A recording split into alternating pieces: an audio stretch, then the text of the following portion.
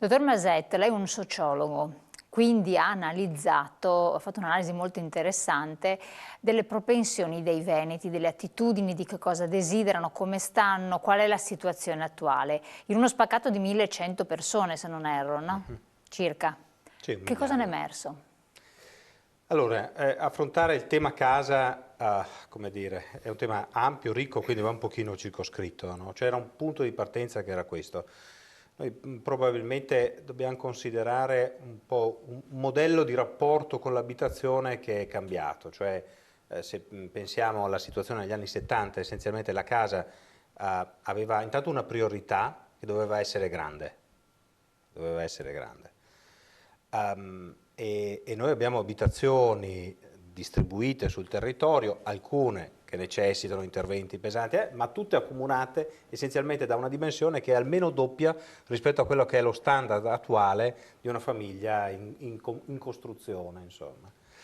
Però la famiglia attuale si è molto adattata, per necessità Sì, economiche, sì, perché sì, diciamo la sì, verità che... certo, certo, ma non c'è linearità, nel sì, senso sì. non è che uno potrebbe dire facevano anche mediamente mezzo figlio in più, no? Sì, sì. Non è così, in realtà era un obiettivo, la casa doveva essere grande, È comoda. la casa doveva essere grande. In questo momento qui la casa deve essere confortevole, cioè un primo cambio, deve essere confortevole da un punto di vista climatico, deve essere fresca d'estate, deve essere calda d'inverno, non deve avere spifferi, non deve costare troppo da un punto di vista di manutenzione, da un punto di vista energetico.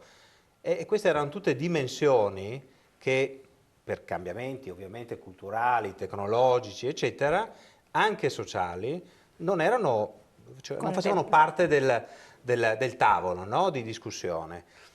E il punto qual è? È che ovviamente una parte considerevole di popolazione risiede ancora in queste abitazioni e una parte considerevole di popolazione inizia a essere anche anziana.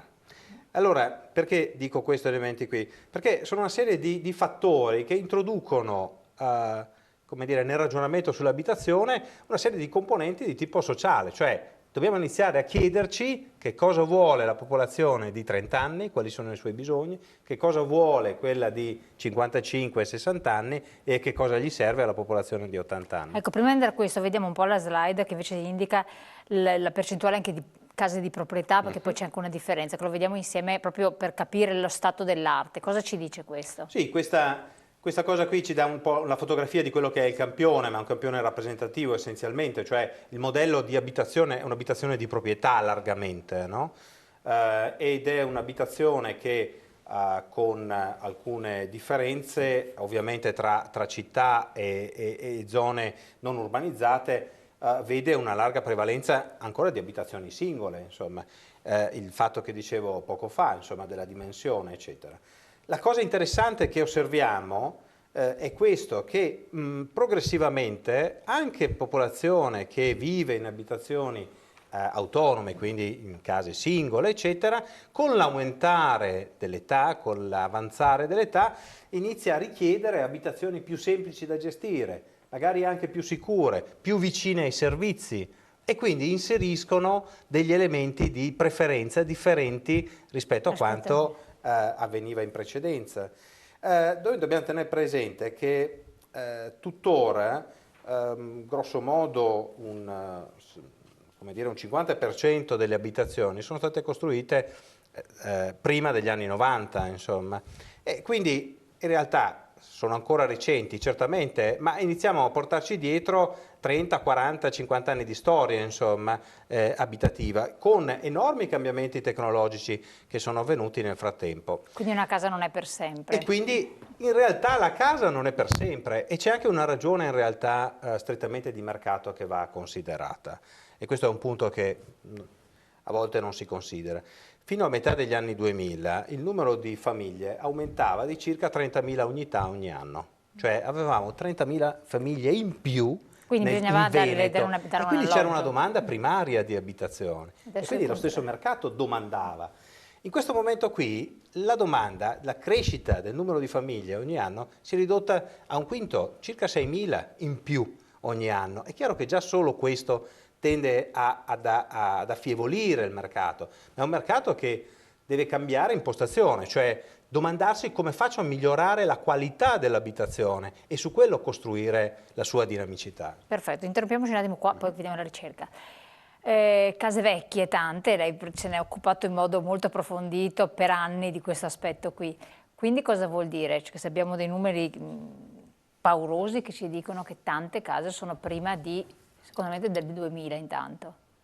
Siamo ricchi di case vecchie e quindi... Non antiche, vecchie. No, vecchie. No, le case antiche ci sono, ma sono quelle costruite prima del 19, diciamo, statisticamente l'Istat le ha censite, ma sono quelle dove in realtà si può far poco perché poi la soprintendenza blocca tutto, anche giustamente in stavo molti pensando a casi. No, diciamo che siamo ricchi di case vecchie e abbiamo bisogno di metterci mano dal punto di vista proprio delle indicazioni che dava Maset rispetto alle aspettative della popolazione, ma anche che sono aspettative non solo di benessere fisico, diciamo, certo vivere in una casa confortevole e tutto, ma anche di carattere economico, perché ciò che la crisi ha messo in evidenza è che oggi ci sono modelli costruttivi, intervento, impiantistici, eccetera, che consentono di risparmiare moltissimo in casa propria quando si fanno determinati interventi.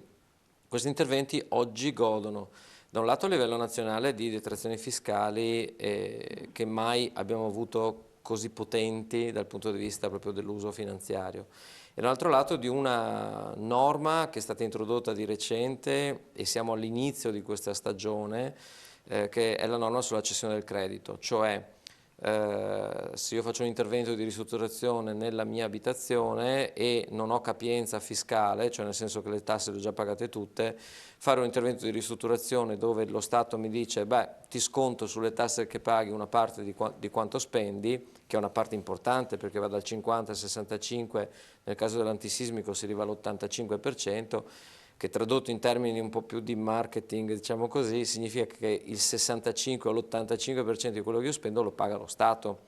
Cioè io pago le tasse allo Stato e lo Stato con le mie tasse mi paga una parte della mia ristrutturazione. Questa cosa qua può funzionare, ma funziona nel momento in cui io devo ovviamente guadagnare tanti soldi e pagare tante tasse. Se non posso farlo, non lo faccio. Oggi c'è una norma che si chiama cessione del credito, che permette di cedere il credito a imprese, a ESCO, che sono le società di gestione dell'energia, agli stessi grandi venditori di energia, Enel, Eni, eccetera, che si stanno mettendo sul mercato con proposte. Perché? Perché in cambio di uno sconto, diciamo, dal punto di vista della detrazione fiscale, loro dicono guarda, ti diamo noi i soldi, facciamo noi l'intervento e poi ti gestiamo l'energia per tanti anni.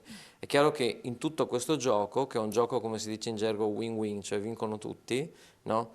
C'è una parte economica che è molto importante. Questa parte economica non è solamente il tema di come vendo l'energia, ma è chi fa i lavori. Allora, quindi ritorniamo qui torniamo al tema